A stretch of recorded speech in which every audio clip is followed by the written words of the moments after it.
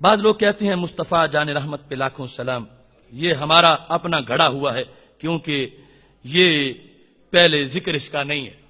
یقیناً یہ ہے کہ عرب جو ہے وہ اردو تو نہیں بولتے تھے، اور یہ اردو میں جو ہم نے اعلی حضرت نے کہا مصطفیٰ جان رحمت پہ لاکھوں سلام، اس لحاظ سے تو یہ جملہ جو ہے اس میں ہم بجانے میں یہ کہنے میں کہ یہ لکھنے والے نے بعد میں لکھا ہے، لیکن جو کچھ اس نے لکھا ہے میرے امام نے وہ بعد والا نہیں، وہ صحابہ والا ہے۔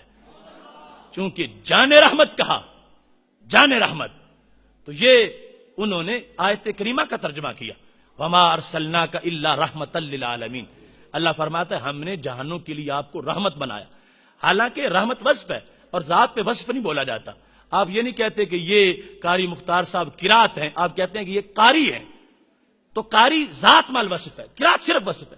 آپ نہیں یہ کہتے کہ یہ خطابت ہے، آپ کہتے ہیں یہ خطیب ہے۔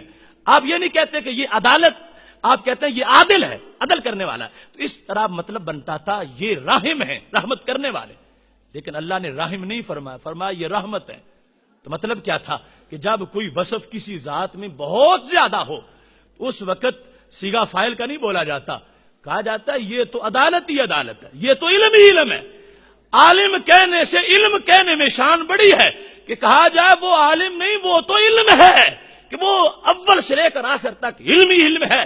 تو خالق کائنات بتانا چاہتا تھا یوں نہ سمجھو کہ میرے نبی علیہ السلام کی ذات کے ساتھ صرف ایک وصف رحمت قائم ہے، ذات اور ہے رحمت اور ہے۔ فرمایا نہیں، ان کی ذات ہی رحمت ہے، یہ رحمت ہی رحمت ہے، یہ آن رحمت ہیں اور شان رحمت ہیں اور یہ جان رحمت ہیں۔